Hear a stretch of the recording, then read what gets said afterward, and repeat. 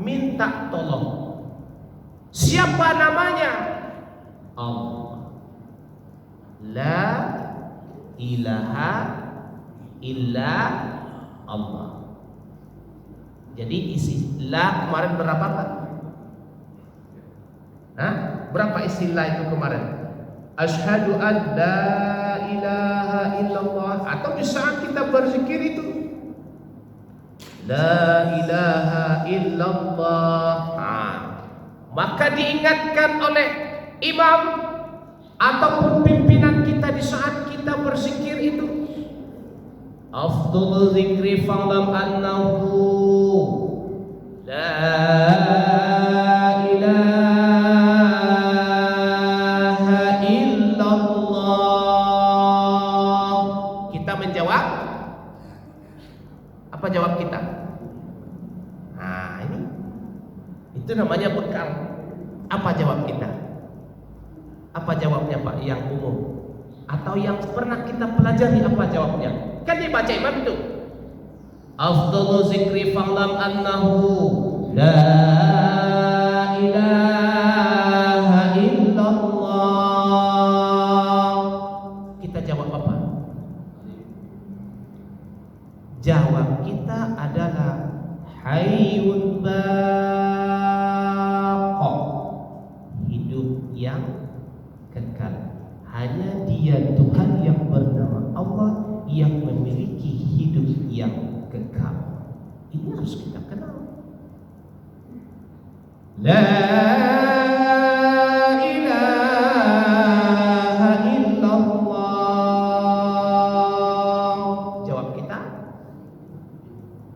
hayyun mawjud, hidup. Hanya Dia yang hidup, yang ada. Siapa namanya? Allah. La ilaha illallah. Jawabnya apa? Hayyun maqsud. Hanya Dia yang mau kita tuju. 3 jawaban pertama ini sudah diingatkan. Hayyun baq, hidup yang kekal. Hayyun mawjud, hanya Dia yang ada. Hayyun maqsud, tujuan kita ke sana. Pasti itu. Jadi di saat imam membaca tahlil ataupun membaca tahlil ya, la ilaha illallah, jangan diikuti kalimat yang sama. Itu ada jawabnya yang pertama 3 itu. Hayyun baqa. Nah, coba periksa dalam surah Yasin yang karangan Suudi Ahmedan itu ada hayyun mawjud, hayyun maqsud. Ini ilmu. Caranya kayak gitu. Ini baru keterangan yang kita bawa di saat kita berzikir itu. Yang jadi pertanyaan pada diri kita, yang menjadi permasalahan pada diri kita, di saat kita mengatakan Allah itu tak nampak barang itu,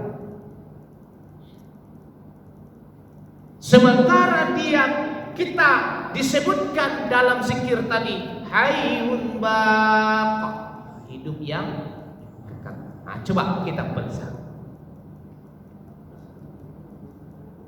Ketika berpisah badan dengan nyawa, atau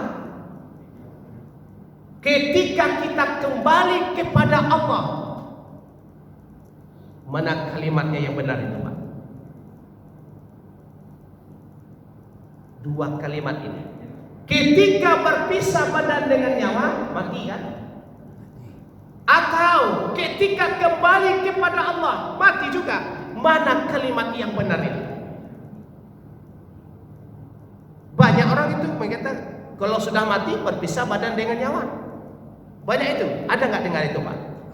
Ada. Atau kembali kepada Allah, mana yang mau kita pakai? Kembali kepada Allah. Itu makanya mengurus mayat yang telah berpulang ke rahmatullah itu ya kembali kepada Allah. Mayat yang berpulang itu dengan perasaan yang paling halus dan ikhlas kita mengurusnya itu. Memegangnya tidak boleh asal-asal, memindahkannya tidak boleh asal-asal, memandikannya tidak boleh siram asal-asal. Ini adab ya Pak ya. Untuk memandikan mayat kadang-kadang kita siram tinggi itu air mamau, satu hesta air dari atas. Makruh. Sempat nanti keluarga kita anak yang kita yang mandikan keluarga kita, ahli kita. Bagaimana cara memandikan mayat? Jarak air dengan mayat itu paling jauh hanya satu ini apa namanya nih Pak? Bukan satu telapak tangan, tapi dibantang ini. Mama ini mayat, jangan setinggi ini air datang segini. Itu cara memandikan mayat. Kenapa? Karena sakitnya air yang menimpa diri mayat itu, air yang menimpa diri mayat itu sakitnya sama seperti kambing yang dikuliti hidup-hidup. Begitu keadaannya itu.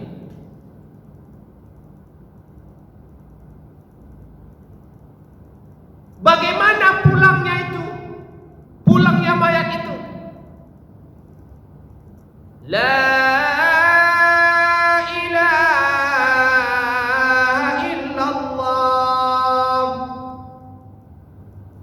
Ini senjata kita untuk menangkis rayuan setan dan iblis di saat kita pulang nanti.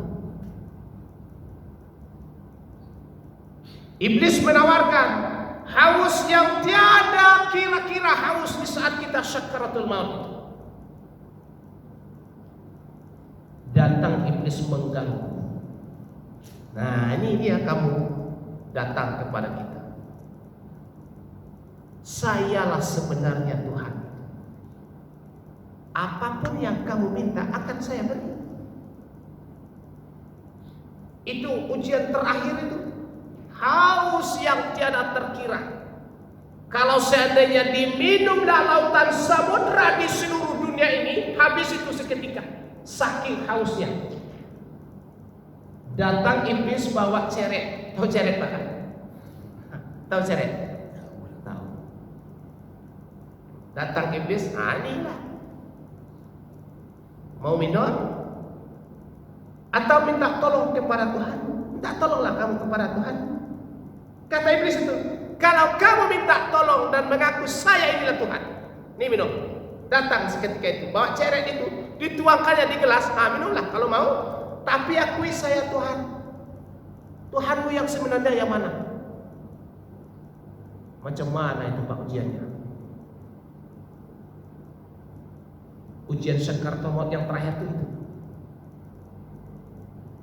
Pengakuan iblis menjadi Tuhan di saat itu.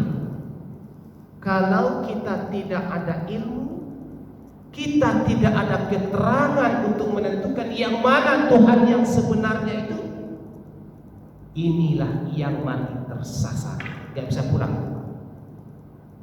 Dipastikan gak bisa pulang. Bagaimana cara mencari waktu supaya kita bisa pulang itu? Selama kita hidup di dunia ini harus kita sudah tahu jalan ke rumah itu. La ilaha illallah. Istilah itu kemarin kan ada berapa Pak? Wujud, qidam, baqa, mukhalafatul lil hawadis, qiyamu ta'ala bi nafsihi, wahdaniyah. Itu isinya.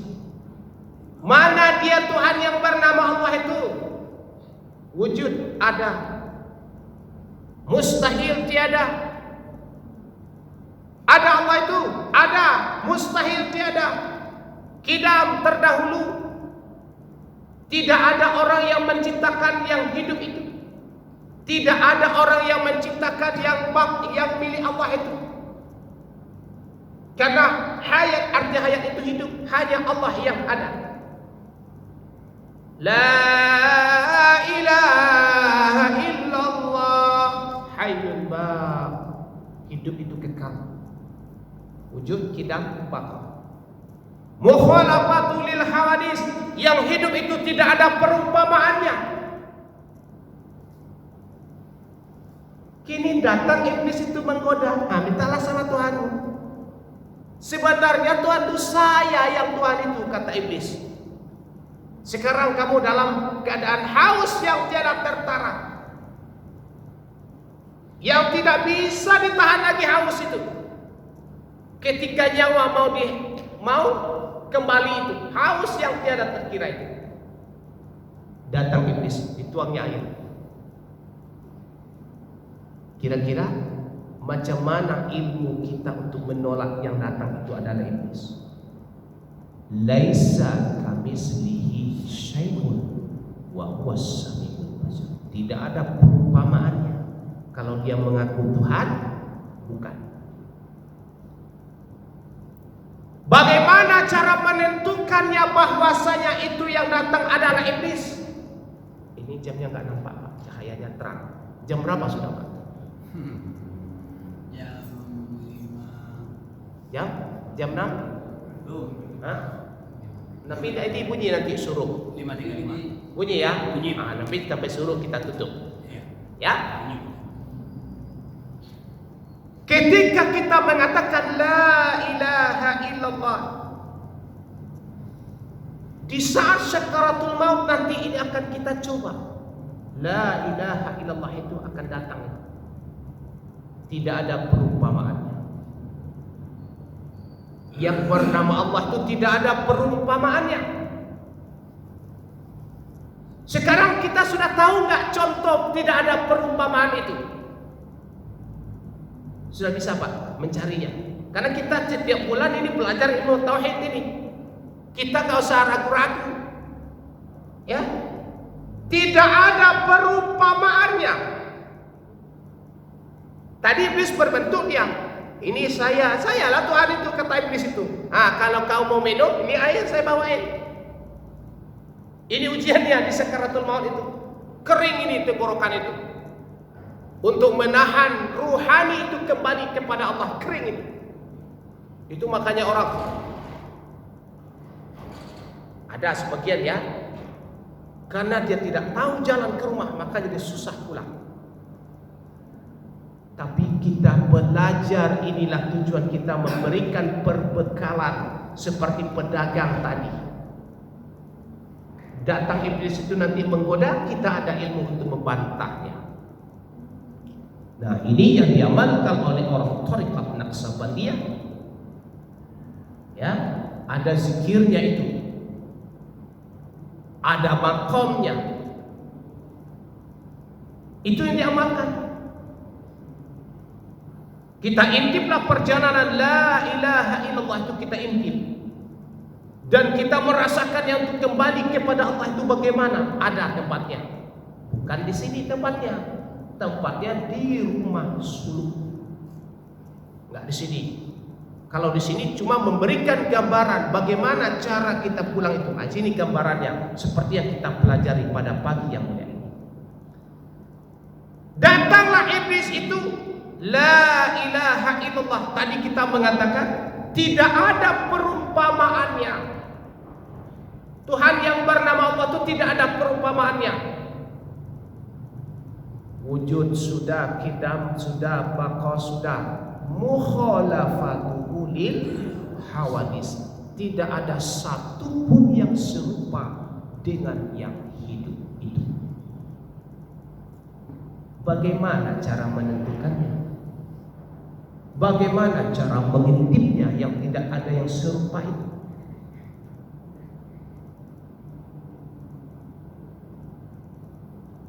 paling senang kalau kita mendapatkan keridaan Allah, paling senang.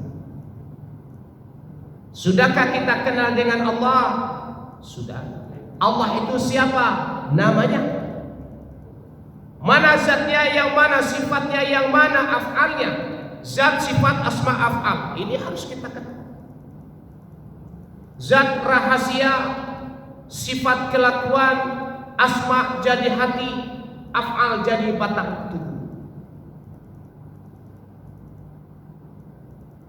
Yang mana zat rahasia itu?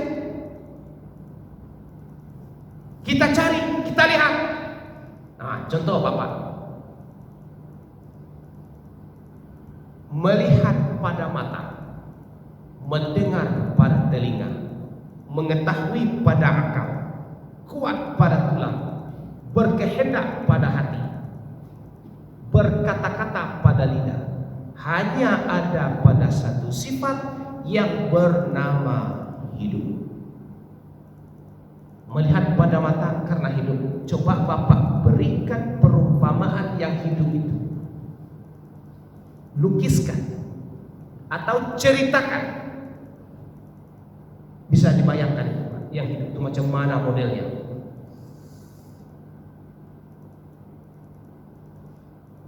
Tapi ada nggak yang hidup itu?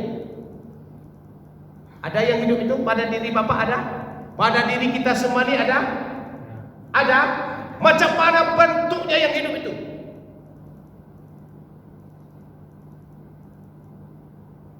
Bisa dilukiskan? Inilah ilmu menghadapi sakaratul maut. Jikalau ada nanti iblis yang mengaku sebagai Tuhan, bukan. Itulah jalannya. Bagaimana caranya supaya iblis itu tidak bisa mengaku dia nanti sebagai Tuhan? La ilaha illallah. Hanya dia Tuhan yang wajib kita sembah, yang bernama Allah. Inilah yang disebut dengan ilmu tauhid. Inilah yang disebut dengan ilmu tasawuf. Kalau disembunyikan terus, kapan kita nak tahu, Pak? Tidak ada orang yang berdakwah menyampaikan ilmu tasawuf ini. Kapan kita nak tahu? Menghayal kita di dalam salat, Allahu Akbar, kita hayalkan Tuhan itu.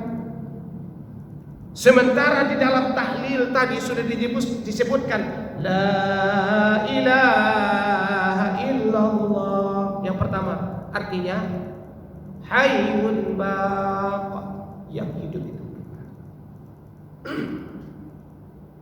Bisa digambarkan yang hidup itu? Bisa. Ini yang disebut dengan sifat Allah. Ini yang akan kita jalani di dalam diri kita. Enggak untuk orang, Pak. Bukan untuk orang. Bukan untuk orang. Diri kita masing-masing. Bapak pulang nanti bawa saya atau bawa anak atau bawa keluarga atau sendiri? Sendiri. Istri pulang nanti bawa ikut bapak atau dia sendiri? Sendiri. Bapak sholat untuk istri atau anak untuk keluarga atau sendiri? Semua amalan di dunia ini untuk diri kita sendiri. Maka wajib kita belajar ilmu. Wajib kita mempersiapkan berbekalan menuju ke akhirat. Satu-satu jalan untuk menghadapi perjalanan pulang kepada Allah adalah dengan ilmu tauhid.